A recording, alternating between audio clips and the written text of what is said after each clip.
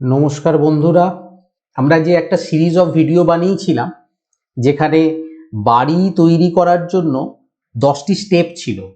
সেই 10খানা স্টেপের মধ্যে আমরা চতুর্থ স্টেপে পৌঁছেছি, অ্যাপয়েন্টমেন্ট অফ কনসালটেন্ট। মানে আপনি বাড়ি বানানোর জন্য কারুর একটা পরামর্শ নিয়ে কাজ করবেন, সেই পরামর্শদাতা কে হবে? উনি একজন আর্কিটেক্ট হতে পারেন বা সিভিল ইঞ্জিনিয়ার হতে পারেন, এক্সপিরিয়েন্সড একজন কোনো কনসালটেন্ট যে আপনাকে through out the construction process আপনাকে গাইড করবে। তো এই অধ্যায়ের মধ্যে আমরা কনসালটেন্ট কেন অ্যাপয়েন্ট করব, ওনারা কি কি সার্ভিস প্রোভাইড করেন, এই সার্ভিসগুলোর জন্য ওনারা কীরকম কি চার্জ করেন, এবং এই কনসালটেন্টদেরকে পাবো কোথায়, কিভাবে খুঁজবো, এটাই হবে আমাদের আজকের আলোচনার বিষয়বস্তু। আমরা প্রথমে আসব একজন কনসালটেন্টকে কেন অ্যাপয়েন্ট করব, কি কি কারণ আছে। জেনারেলি কি হয়, একজন কনসালটেন্ট বছরের পর বছর কাজ করতে করতে এই প্রফেশনে উনি যথেষ্টই এক্সপিরিয়েন্সড হয়ে যায় এই কাজের ব্যাপারে। তো ওনার কাছে টেকনো কমার্শিয়াল ভায়াবিলিটিটা খুব ইম্পর্ট্যান্ট হয়ে যায়। মানে টেকনো কমার্শিয়াল অপটিমাইজেশন উনি যখন কাজ করছেন, টেকনিক্যাল অ্যাসপেক্ট এবং কমার্শিয়াল অ্যাসপেক্ট, মানে আপনার ক্ষমতা কতখানি, আপনার ব্যয় করার ক্ষমতা কতখানি, সেটা বুঝে টেকনিক্যাল অ্যাসপেক্টের সঙ্গে কমার্শিয়াল অ্যাসপেক্ট মার্জ করিয়ে একটা টেকনো কমার্শিয়াল অপটিমাইজেশনের জন্য উনি চেষ্টা করেন। নেক্সট হচ্ছে, আপনি যে এলাকাতে বসবাস করছেন তার সেখানকার সোশিও ইকোনমিক স্ট্রাকচার অনুযায়ী আপনার যে ডিজাইনটা হচ্ছে সেটা ভায়াবল কিনা, সেটাতে উনি আপনাদেরকে গাইড করতে পারবেন। ড্রয়িং অ্যাপ্রুভাল, পঞ্চায়েত থেকে বা জেলা পরিষদ থেকে আপনি যে বাড়িটা বানাবেন তার নকশার অনুমোদন দরকার।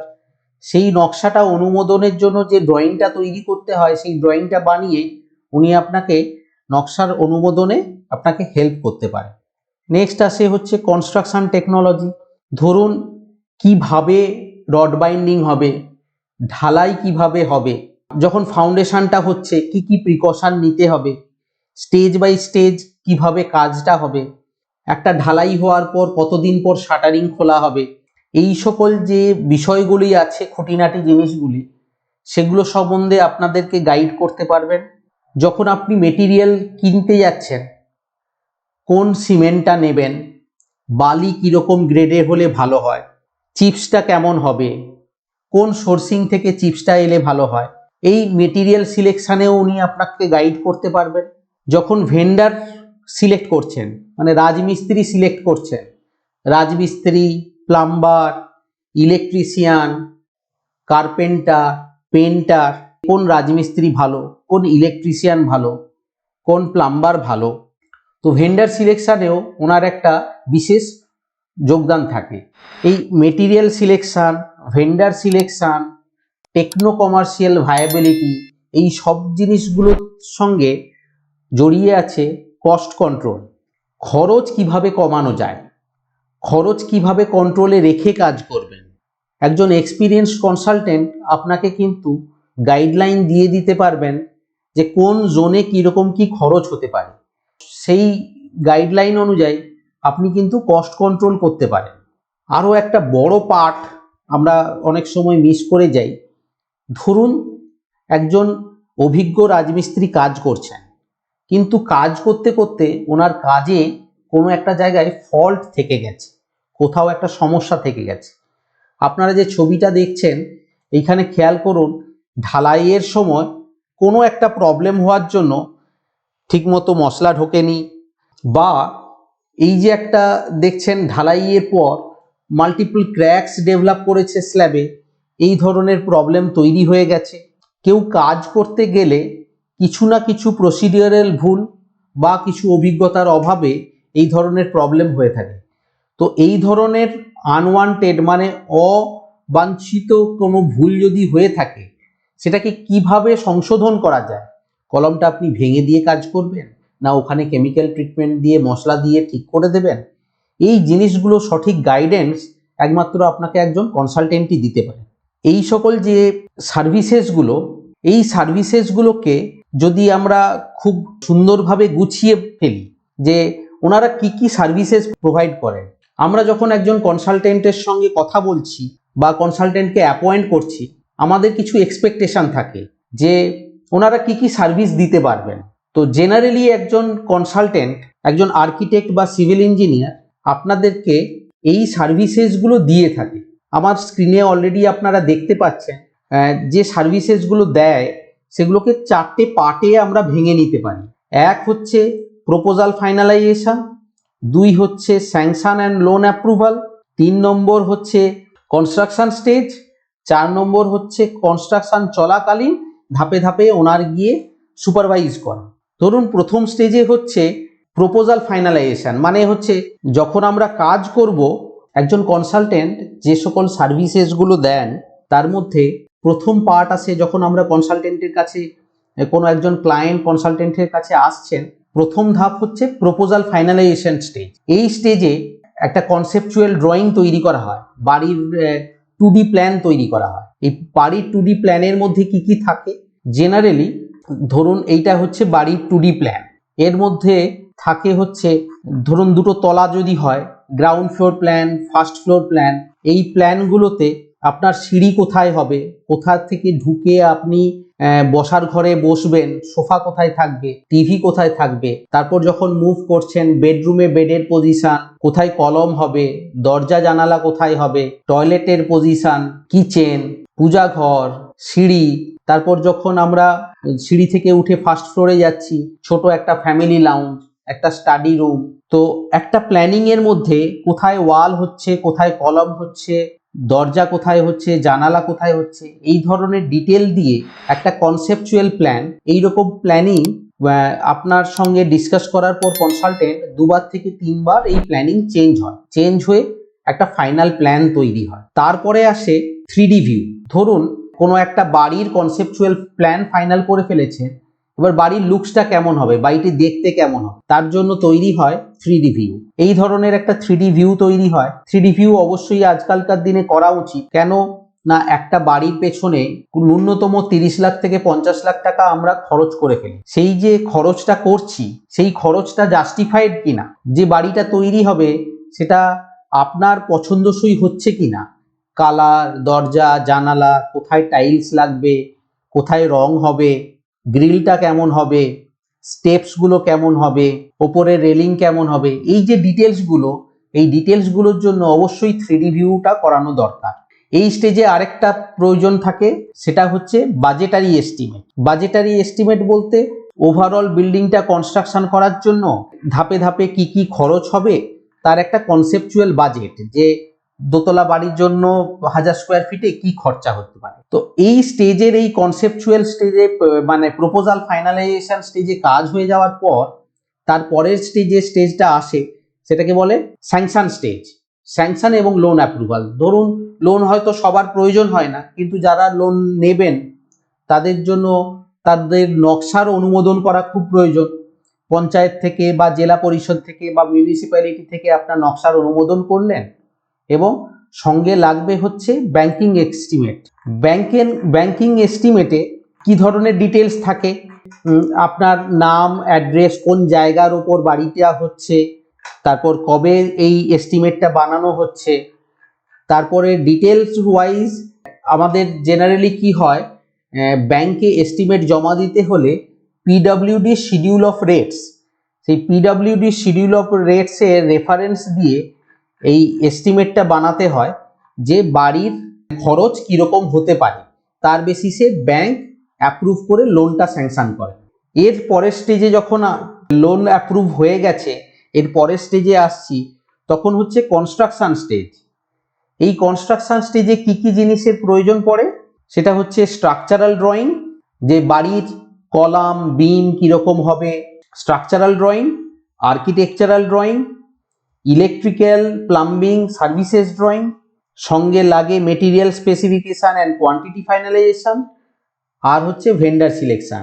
একজন কনসালটেন্ট এই আপনার কনস্ট্রাকশন প্রসেসে, মানে ডিজাইন প্রসেসের মধ্যে এই 3টে স্টেজ এবং সবার শেষে সুপারভিশন স্টেজের মধ্যে দিয়ে অবশ্যই যান। এবার কনস্ট্রাকশন স্টেজটা আমি একটু ভালোভাবে এক্সপ্লেন করছি, যে এই স্টেজের মধ্যে কি কি থাকে। এই কনস্ট্রাকশন ড্রয়িং স্টেজে আরো ডিটেল ইঞ্জিনিয়ারিং ড্রয়িং তৈরি করা হয়।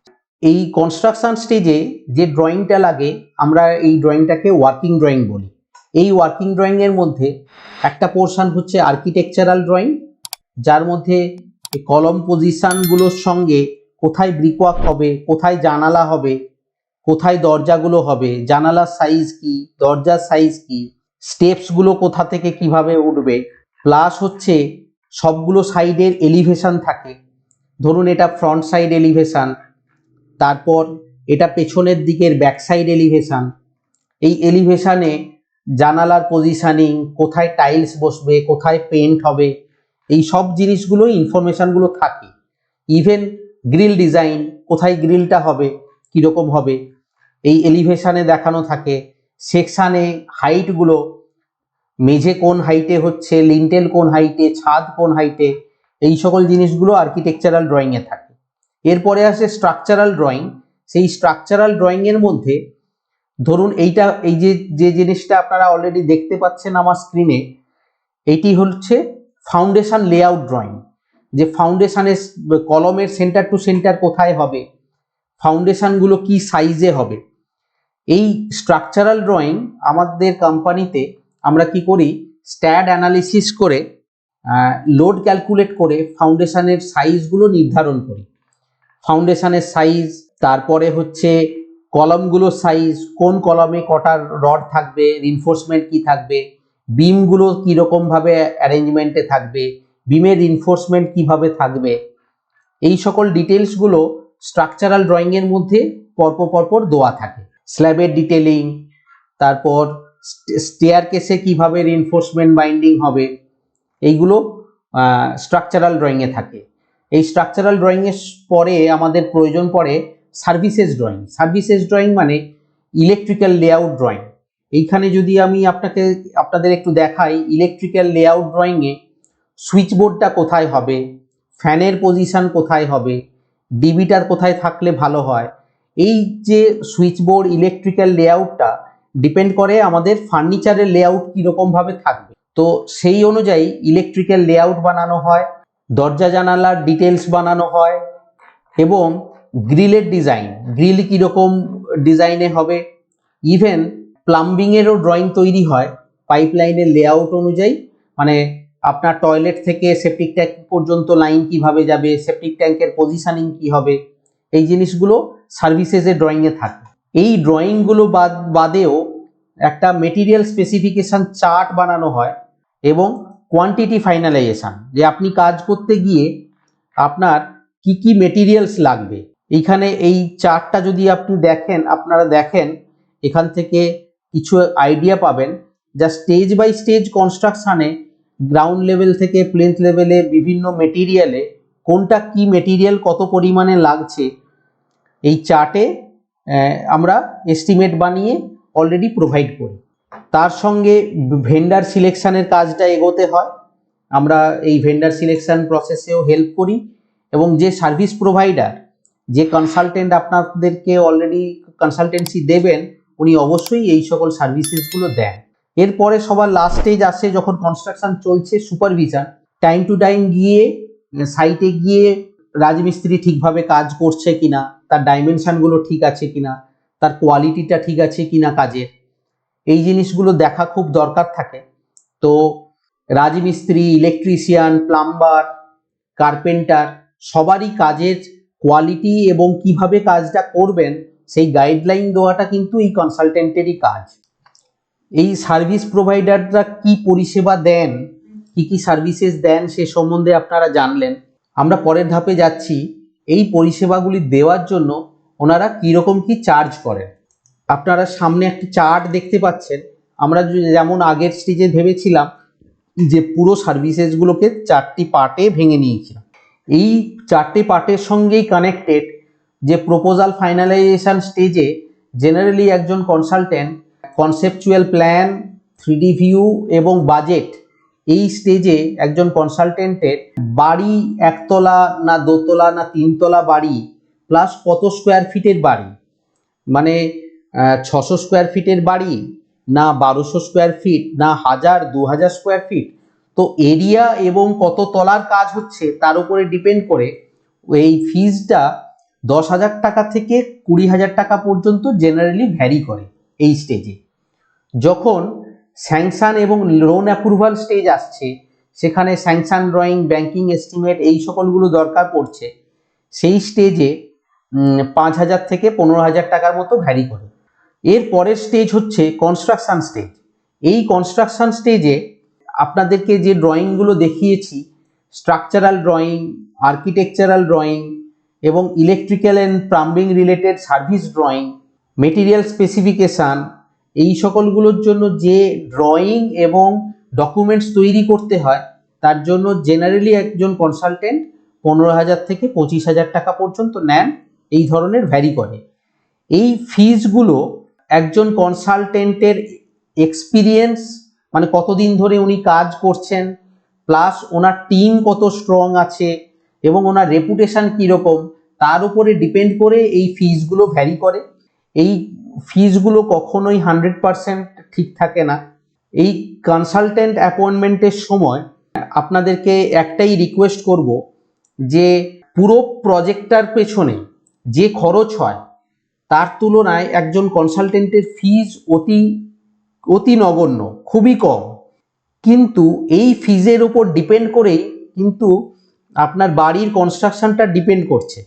সো আমার সাজেশন হচ্ছে, যখন কোনো কনসালটেন্টকে আপনারা অ্যাপয়েন্ট করছেন, আপনার যে ধরনের বাড়ি করতে চাইছেন, একজন কনসালটেন্ট ওই একই ধরনের টাইপের বাড়ি করেছেন কিনা, ওনার কনস্ট্রাকশন স্টাইল বা ওনার আর্কিটেকচারাল স্টাইলের সঙ্গে আপনার স্টাইল ম্যাচ করছে কিনা, এই জিনিসগুলোর পেছনে বেশি গুরুত্ব দেওয়া উচিত, রাদার দেন কত টাকা উনি নিচ্ছেন।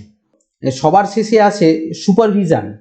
এই সুপারভিশন স্টেজে ধরুন আপনার বাড়ি ওনার লোকেশন থেকে কত দূরে, কত সময় লাগে যাতায়াতে, প্লাস হচ্ছে কত ফ্রিকোয়েন্টলি আপনার সার্ভিস দিতে হবে, তার উপরে ডিপেন্ড করে ওনার সুপারভিশন চার্জ হয়। তো এই সুপারভিশন চার্জটা কোনো স্পেসিফিক রুল নাই, পার্সেন্ট টু পার্সেন্ট এটা ভ্যারি করে। এই সুপারভিশনের জায়গাটা আপনি যখন কোনো কনসালটেন্টকে অ্যাপয়েন্ট করছেন, তাকে ওনার থেকে অবশ্যই জেনে নিতে হবে যে সুপারভিশন চার্জটা কীরকম পড়ে। তো একজন কনসালটেন্টের কীরকম চার্জেস পড়ে আপনারা তো জানলেন। এর পরের ধাপে আমরা আসব যে এই ধরনের কনসালটেন্ট, আপনার বাড়ি বানানোর জন্য এই ধরনের কনসালটেন্টকে পাবেন কোথায়, কিভাবে খুঁজবেন। একজন কনসালটেন্টকে খোঁজার জন্য বেসিক লেভেলে দুটো ধরন আছে, আমরা যেটা জেনারেলি মানুষ যেভাবে ফলো করে। একটা হচ্ছে অনলাইনে গিয়ে আমরা একটু খোঁজাখুঁজি করি, গুগলে গিয়ে সার্চ করি যে আর্কিটেক্ট নিয়ার মি বা সিভিল ইঞ্জিনিয়ার নিয়ার মি, বা লোকেশানের নাম দিয়ে সার্চ করা যে architect near show and show place. এইভাবে আমরা যেমন গুগলে সার্চ করব, at the same time just ডায়ালে লিস্টিং থাকে, জাস্ট ডায়ালেও সার্চ করতে পারি। ফেসবুকে অনেক কনসালটেন্টই তাদের প্রেজেন্স বজায় রাখেন, ফেসবুকে গিয়েও সার্চ করতে পারেন। ইউটিউবেও অনেক ভিডিওস থাকে, অনেক লিঙ্ক থাকে, ইউটিউবে গিয়েও খুঁজতে পারেন। তো এই সকল জায়গায় গিয়ে সার্চ করে বিভিন্ন কনসালটেন্টদের নাম ঠিকানা জোগাড় করলেন, ফোন নাম্বার জোগাড় করলেন, এবং অফলাইন সার্চ মানে আপনার বন্ধুবান্ধব, পরিচিত আত্মীয় পরিজনকে জিজ্ঞেস করলেন ওনাদের পরিচিত কোনো কনসালটেন্ট আছে কিনা, কোনো সিভিল ইঞ্জিনিয়ার, কোনো আর্কিটেক্ট অলরেডি আছেন কিনা, তাদের নাম ফোন নাম্বার জোগাড় করলেন। এরপরে আরেকটা খুব ইম্পর্টেন্ট জিনিস আসে, সেটা হচ্ছে এনাদের থেকে যে না আপনি অনলাইনে যে সকলগুলো পেলেন, প্লাস বন্ধুবান্ধব, আপনার পরিচিত মিস্ত্রি, ইলেকট্রিশিয়ান, প্লাম্বার বা হার্ডওয়্যার স্টোর থেকে যে সকল নাম্বারগুলো পেলেন, সেগুলোকে শর্টলিস্ট করে এবার ওনাদের সঙ্গে ওভার দ্য ফোন অ্যাটলিস্ট কথা বলে বোঝা যে ওনারা কি ধরনের কাজ করেন, আপনার কাজের ধরনের সঙ্গে ওনার কাজের ধরন ম্যাচ করছে কিনা, ওনারা ফিজ নেন কীরকম। অ্যাটলিস্ট আপনার লিস্টের মধ্যে 4-5 জনের নাম এবং নাম্বার শর্টলিস্ট হওয়া দরকার। তার মধ্যে থেকে আপনি 4-5 জনের সঙ্গে কথা বলার পর যাকে আপনার মনে হবে যে আপনার সঙ্গে ওনার ফ্রিকোয়েন্সি ম্যাচ করছে, মানে আপনার কথা উনি বুঝতে পারছেন, শুনছেন এবং গুরুত্ব দিয়ে বোঝার চেষ্টা করছেন আপনার কি প্রয়োজন, যার সঙ্গে আপনার মনে হচ্ছে যে ইনি বোধহয় আমার জন্য বেটার হবে, আমার প্রেফারেন্স হচ্ছে ফিজ এবং কত টাকা নিচ্ছে তার পেছনে না গিয়ে উচিত যে উনি কি কি সার্ভিসেস দিচ্ছেন সেই জিনিসটা খুব পরিষ্কারভাবে বলুন, যে আপনার কি কি সার্ভিসেস লাগবে, সেই সার্ভিসেসের এগেনস্টে উনি আপনাকে ফুল সার্ভিসেস দিতে পারবেন কিনা। এবার অনেকেরই মাথায় আরেকটা প্রশ্ন ঘোরে যে আমি আর্কিটেক্ট দিয়ে ডিজাইন করাবো না সিভিল ইঞ্জিনিয়ার দিয়ে। একটা গুরুত্বপূর্ণ জিনিস হচ্ছে কোনো একজন আর্কিটেক্ট কিংবা সিভিল ইঞ্জিনিয়ার যে মার্কেটে অনেক দিন ধরে এস্টাবলিশড এবং অনেক দিন ধরে কাজ করছেন, আর্কিটেক্ট এবং সিভিল ইঞ্জিনিয়ারদের সার্ভিসেস খুব একটা বেশি ডিফারেন্স হয় না এক্সপিরিয়েন্সড আর্কিটেক্ট বা এক্সপিরিয়েন্সড সিভিল ইঞ্জিনিয়ার হলে ছোট বাড়ির ক্ষেত্রে। তো যখন খুব একটা বেশি ডিফারেন্স হয় না, তবুও কিছু ছোটোখাটো পার্থক্য আছে আমি মেনশন করতে চাইব। সেটা হচ্ছে একজন আর্কিটেক্ট ট্রেন্ড হন যে প্ল্যানিং কত ভালো করে হবে, বাড়িটার এস্থেটিক লুক কত ভালো আসবে, ফাংশনাল এরিয়াগুলো কত ভালো হবে।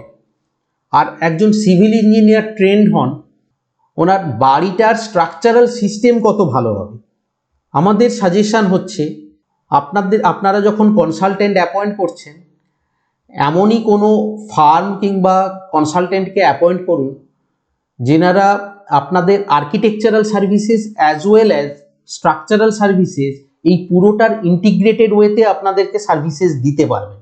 এই সিলেকশন মেথডেরই যখন সিলেক্ট করছেন দেখবেন যে সিমিলার নেচার অফ হাউস, মানে ওনারা একই ধরনের, মানে আপনার মতো আরও কোনো বাড়ি বানিয়েছেন কিনা সেই বাড়িতে যান, গিয়ে একটু গৃহকর্তার সঙ্গে কথা বলুন যে এই আর্কিটেক্ট কীরকম সার্ভিসেস দিয়েছিলেন এবং ওনারা যখন বসবাস করছেন ওই বাড়িতে কি কি অসুবিধে ফেস করছেন।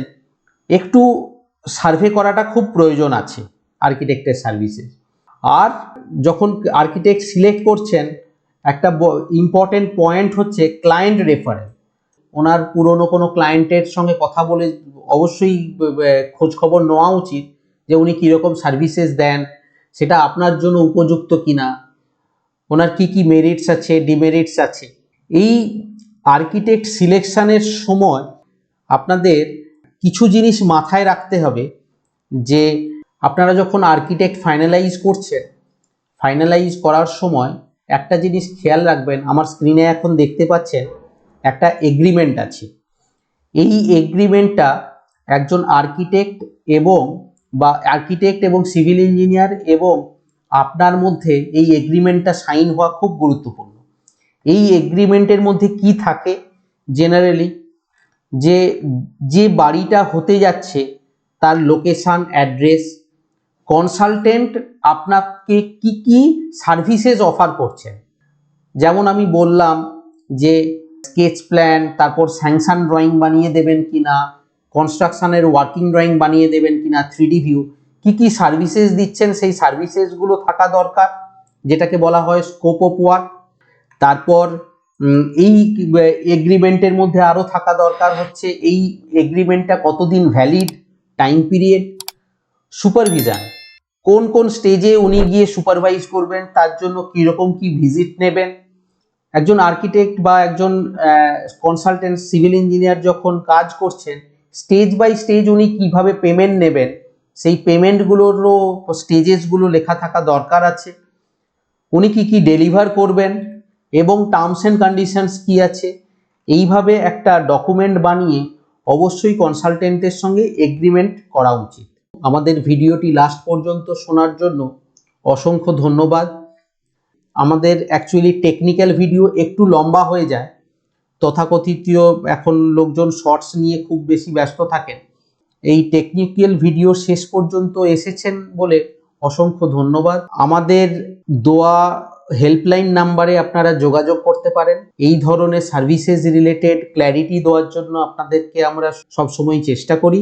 আরেকটা জিনিস বলবো যে একজন কনসালটেন্টকে অ্যাপয়েন্ট করার জন্য কি কি সিলেকশন ক্রাইটেরিয়া হয়, এই সিলেকশন ক্রাইটেরিয়ার আমাদের কাছে একটা চার্ট আছে। কিভাবে কনসালটেন্ট অ্যাপয়েন্টমেন্টের রেটিং সিলেক্ট করবেন বা কনসালটেন্টের সঙ্গে যখন এগ্রিমেন্ট করছেন কি কি পয়েন্ট নিয়ে এগ্রিমেন্ট করবেন, এইগুলো ডিটেলস যদি জানতে হয় আমাদের হেল্পলাইন নাম্বারে কল করুন। আমাদের গৃহ নির্মাণ গাইড হেল্পলাইন থেকে আপনাদেরকে অবশ্যই এই ডকুমেন্টগুলো দিয়ে হেল্প করবেন। থ্যাংক ইউ ভেরি মাচ এতক্ষণ শোনার জন্য। আপনাদের যদি এই ভিডিওটি ভালো লেগে থাকে অবশ্যই আমাদের চ্যানেলটি সাবস্ক্রাইব করুন, লাইক করুন এবং শেয়ার করুন। আমাদের এই সিরিজের আপনারা চতুর্থ ভিডিও দেখছেন। এই সিরিজের আগের ভিডিওগুলি দেখতে হলে ডেসক্রিপশন বক্সে আমাদের লিংক দেওয়া আছে, সেখানে গিয়ে ক্লিক করতে পারেন। এই ভিডিওটি সম্বন্ধে যদি আপনাদের কোনো ডাউট থাকে বা কোনো কিছু জানতে চান অবশ্যই কমেন্ট বক্সে লিখুন, আমরা আপনাদেরকে রিপ্লাই করব এবং সাফিসিয়েন্ট ডকুমেন্ট দিয়ে হেল্প করার চেষ্টা করব। ধন্যবাদ বন্ধুরা, আমাদের এই ভিডিওটি লাস্ট পর্যন্ত দেখার জন্য অসংখ্য ধন্যবাদ। আমাদের এর পরের ভিডিওটি খুব তাড়াতাড়ি আনার চেষ্টা করছি, যে ড্রয়িং অ্যাপ্রুভালের জন্য কি কি করণীয়, কিভাবে প্রসেস আছে, কিভাবে আপনি ড্রয়িং অ্যাপ্রুভাল করাবেন, সেই ব্যাপারে ডিটেল ভিডিও থাকবে।